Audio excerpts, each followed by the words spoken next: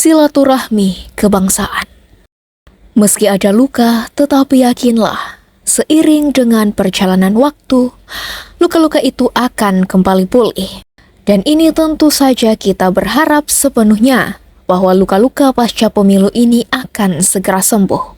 Mumpung belum parah, jika luka ini dibiarkan, justru akan sulit disembuhkan. Dalam kondisi semacam ini, kita membutuhkan rehabilitasi jiwa melalui media silaturahim, mengingatkan kembali ikatan-ikatan kebangsaan yang mungkin selama beberapa waktu agak kendor. Silaturahim ini sangat penting dilakukan sebagai salah satu usaha memperkokoh ikatan-ikatan kita sebagai sebuah bangsa. Kita dapat belajar dari sejumlah peristiwa perihal ekses pasca kontestasi. Kontestasi telah menggiring masyarakat ke dalam polarisasi dan konflik. Di sejumlah negara, suksesi kepemimpinan tidak jarang mengorbankan permusuhan sesama warga dan bahkan perang saudara yang tak berkesudahan. Dan ini kita tidak harapkan terjadi di negeri ini.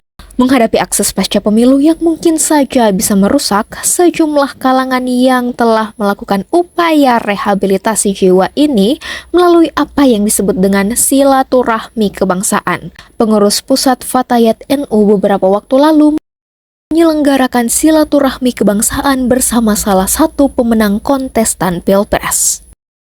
Tentu upaya ini harus diapresiasi. Bahkan diharapkan upaya ini dilakukan secara masif dan berdampak luas. Apalagi hajatan PP Fatayat NU ini dilakukan menjelang umat Islam memasuki bulan Ramadan. Umat Islam diharapkan memiliki kebeningan hati sebelum memasuki bulan Ramadan ini. Silaturahmi dan resolusi mental. Sejatinya negeri kita telah terbiasa menghadapi sejumlah masalah, termasuk konflik. Dan uniknya masyarakat kita dapat belajar dari konflik yang terjadi. Dalam bahasa sosiologi, konflik-konflik itu pada gilirannya akan semakin memperkuat integrasi sosial. Ini berarti konflik yang terjadi tidak akan sampai meretakkan hubungan-hubungan kekerabatan, persaudaraan, apalagi persaudaraan sebangsa dan setanah air. Masyarakat kita tidak sepenuhnya telah cerdas mengelola konflik-konflik itu. Diyakini, masyarakat kita masih berpegang teguh kepada agama dan budaya. Basis agama dan budaya ini sejatinya menjadi modal sosial bagi bangsa ini dalam mempertahankan keutuhan dan kebersamaan kita. Basis agama dan budaya ini juga mendorong masyarakat kita menyadari adanya sesuatu yang mengikat kita. Sesuatu yang membuat kita bersaudara, sehingga masyarakat di negeri ini kemudian mengenai trilogi persaudaraan, yakni persaudaraan seagama dan seiman atau ukhuwah Islamiyah, persaudaraan sesama manusia atau ukhuwah basyariyah, dan persaudaraan sebangsa dan setanah air atau ukhuwah wataniyah. Ketiga konsep persaudaraan ini menjadi basis untuk terus-menerus memperkuat tali silaturahmi. Silaturahmi ini sejatinya merupakan jembatan untuk merekatkan jalinan komunikasi antar warga bangsa.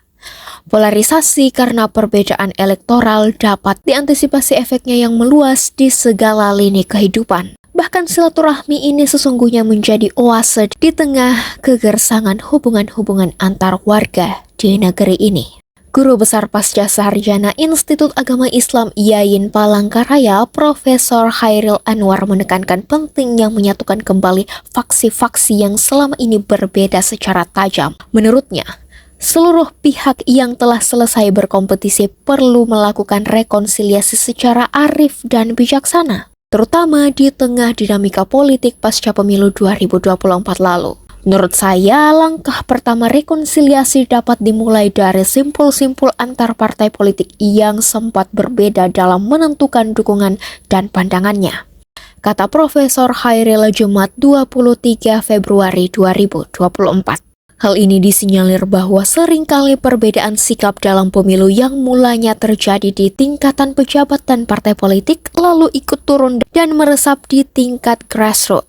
Bahkan ketika pemilu telah benar-benar usai, segregasi dan konflik horizontal seolah menjadi residu yang tidak langsung dapat dihilangkan. Dalam konteks ini, semua elemen, termasuk di dalamnya tokoh-tokoh dan organisasi keagamaan yang memiliki visi kebangsaan, dapat mengambil prakarsa mempertemukan kembali faksi-faksi yang berkontestasi selama pasca pemilu 2024. Para tokoh dan organisasi keagamaan inilah yang dapat diharapkan perannya menjadi jembatan silaturahmi, memperkuat simpul-simpul kebangsaan, dan mengarahkan anak-anak bangsa untuk kembali kepada basis nilai agama dan budaya yang pada gilirannya berkontribusi pada eksistensi negeri ini di masa depan. Kita tentu dapat berkaca dari pengalaman pemilu di masa lalu. Negeri ini sangat sulit keluar dari gelombang panas dinamika politik yang menyertai pasca pemilu. Dalam suasana yang masih memanas hingga saat ini, dialog dan kolaborasi dianggap sebagai instrumen yang efektif dalam mencapai tujuan bersama. Melalui langkah-langkah seperti ini, terbuka peluang untuk membangun kembali kepercayaan antar pihak, memperbaiki kondisi politik yang terpecah belah, dan mengarahkan fokus pada upaya-upaya bersama untuk kemajuan bangsa. Dalam konteks yang lebih luas, silaturahmi antar tokoh bangsa merupakan cerminan dari semangat kebangsaan yang mengedepankan kepentingan bersama di atas kepentingan individu atau golongan. Penting bagi kita untuk merenungkan dampak dan implikasi dari silaturahmi antar tokoh bangsa pasca pemilu 2024. Melalui pertemuan-pertemuan ini tergambar semangat untuk menciptakan suasana yang lebih kondusif dan berpihak pada kepentingan nasional di atas segala kepentingan politik sempit. Dengan mengedepankan dialog dan kolaborasi, diharapkan kita dapat mengatasi tantangan-tantangan yang dihadapi bersama dan membangun fondasi yang lebih kokoh untuk masa depan bangsa. Lebih dari sekedar pertemuan formal, silaturahmi antar tokoh bangsa juga mencerminkan semangat persaudaraan dan solidaritas yang menjadi ciri khas bangsa Indonesia. Dalam suasana yang masih terasa tegang dan penuh dengan polarisasi, langkah-langkah seperti ini memberikan contoh bahwa persatuan dan kesatuan bukanlah sekadar slogan kosong, melainkan prinsip yang harus diwujudkan dalam tindakan nyata. Dalam konteks agama, silaturahmi yang dilakukan oleh sejumlah tokoh di negeri ini mencerminkan pemahaman agama yang baik. Dari Abu Hurairah, dari Rasulullah SAW, beliau bersabda, "Tidak ada yang mendekatkan seorang hamba kepada Allah dengan sesuatu yang lebih baik daripada silaturahmi. Dan silaturahmi menghasilkan kasih sayang di antara keluarga yang meningkatkan rezeki." Walhasil, silaturahmi memiliki efek jauh, pemicu munculnya keberkahan dalam hidup ini.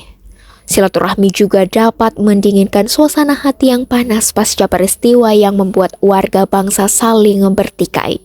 Kejayaan bangsa ini di masa depan sangat tergantung dari kerelaan semua elemen bangsa, termasuk tokoh-tokoh untuk duduk bersama seraya bergandengan tangan, menentukan arah perjalanan bangsa saat ini menjadi lebih baik.